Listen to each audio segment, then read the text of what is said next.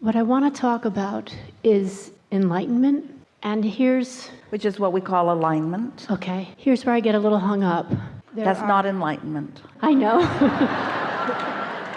I'm aware from the discussion today how I am not in a place where that can happen because of my own vibration and sometimes, yeah.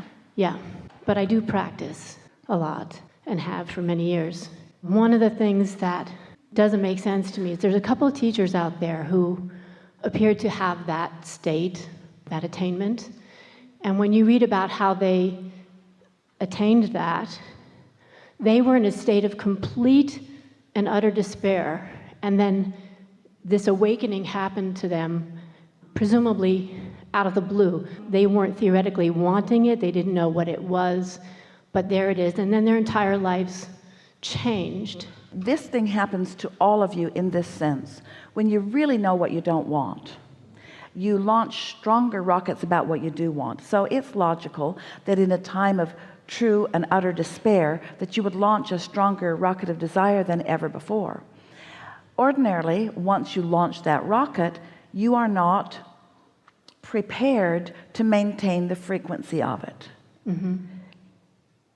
It takes some practice for everyone. What happens is you sift through life, you launch a rocket, it's new to you, you're used to hanging around over here in the absence of it, but then you can meditate and you can focus on positive aspects and you can find the feeling place of the new desire and you can close that gap, and now you've closed the gap, so you're standing in the vibrational frequency with the vibrational version of it, and now it manifests.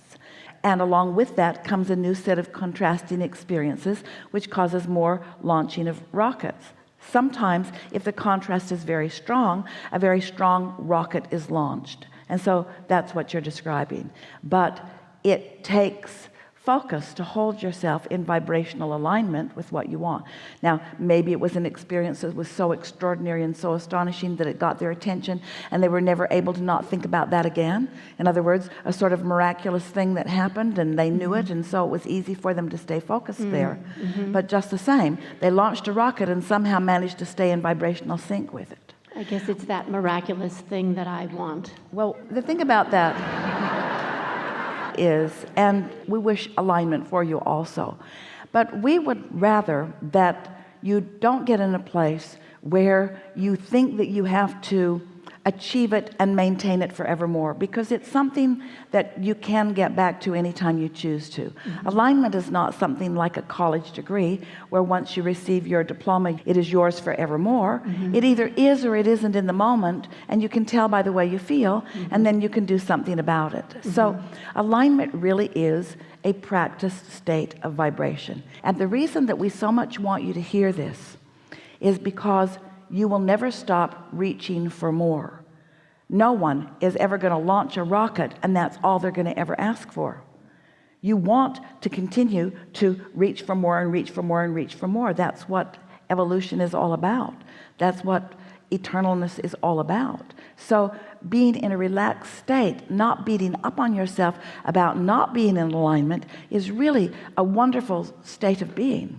We've been talking about step 1, ask, step 2 is answered, step 3, get into the receiving mode. But a step 4 really is a mastery of that. It's a recognition that I might not be there all the time. I don't need to be there all the time, but I certainly know the difference. And I can get better and better at being unconditional in my alignment. When you finally reach the place that you don't need a condition to be a certain way before you accomplish alignment, you've really got a good thing going. Right. Because now you can be stable under any and all conditions, and before you know it, you have achieved mastery of your alignment. And then you get into a place, someone talked us into calling this step 5 the other day, and we think it's a good idea. You get to this place where you actually realize that contrast does serve you. You don't feel negative about contrast. You feel enlightened by contrast. You feel served by it. You feel like it's variety that helps you to choose in a more efficient way. Sort of like contrast is choices, sort of like being at a buffet. And when you reach that place where you're not condemning the part of contrast that you don't like, but instead you're blessing all of it for the clarity and choice that it produces within you, then you can move around this world enlightened and happy. Wonderful. and continually expanding, recognizing that you never get it done. So there's more and more. There's never a state that's like, okay, I've got it now. It's like, even when you feel at peace or enlightened or in alignment or whatever, the more you practice it, the deeper it gets. Absolutely. And here's some examples of that. So let's say that you want something that you don't have and you feel the angst of that, but you know what to do. And so you cool your jets, you relax a little, you meditate some, you go general, you soothe yourself, you stop fussing about it.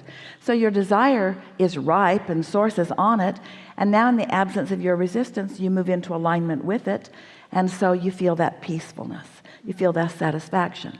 But you're also asking for expansion. You're also an eternal being. And so life's going to show you something else to which you will come into alignment. And then life's going to show you something else. In other words, that's why you want to continue to return. That's why this time-space reality is such a delicious place to be. That's why you benefit one another in your diversity so much. I get it. No ending to the desires that will be born within you. And now you got to understand this next piece for that to be a satisfying thing. Because if we say to someone who believes that they will only be happy once they get that, and once they get that, and once they get that, once they accomplish all those big things that they want, you go down the list, I need to get all these things in place and then I'll be happy. If that is your belief, then comments like we have just been making do not please you when we say you never get it done. You're never going to stop having new desires be born.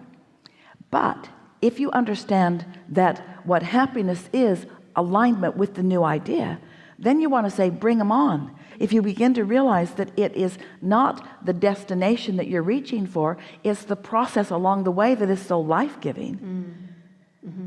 Several of you were on the Alaskan cruise that left from Seattle and returned to Seattle, and we were teasing our cruising group one day in seminar. We said it would be like showing up at the port and them saying to you, well, this is where we are leaving from, and it's also where we are coming back to, so get off now. Your journey has been completed. See, it says right here on the itinerary, leaves Seattle, returns to Seattle, so get off now. And everyone would be a little unhappy about that because they weren't taking the cruise to complete it. They were taking it to be on it. They were taking it for the fun, for the places, for the experiences. And so that's what your destinations or goals or the things that you want are. They're just your excuse to keep going, you see. And when you relax into that never-ending freshness of desire, people, we began with this comment today, people sometimes put enough contradiction into their own desires that their desires don't feel pleasant. But when you figure out how to no longer do that so that your desire stays fresh and rich, then new desires are something that you savor, something that you want, because you realize it's just more opportunity for you to be pleased by your relationship with life and with source flowing through you in your life. So the contentment that you talk about, that contentment is alignment. That contentment is enlightenment. That clarity is enlightenment. That absence of resistance is. But how are you going to know the deliciousness of absence of resistance unless you've experienced some presence of resistance? How are you going to know that you want to eat or that you've had enough? How are you going to savor food if you haven't been hungry? How are you going to feel the satisfaction of soothing yourself if you haven't gotten a little out of whack? This is the way you're molding the clay. But step 4 and further step 5 is when you don't freak out in any moment that you're not in that miraculous state of alignment. And it is our promise to you. We don't care who they are or what they said. They are never always there. Okay. Thank you. That's Esther good. does a much better job of alignment when you all are expecting her. She makes sure she's ready for you. She tunes in, she meditates, she does focus wheels, she gets ready for you. Should have seen her yesterday. No. She stays there mostly, but you've got to be flexible in your world, yes? Yeah. And there is no one holding you to a standard. There's no one saying, you're not in alignment, we're done with you. In fact, the reason you feel negative emotion is because we are never done with you.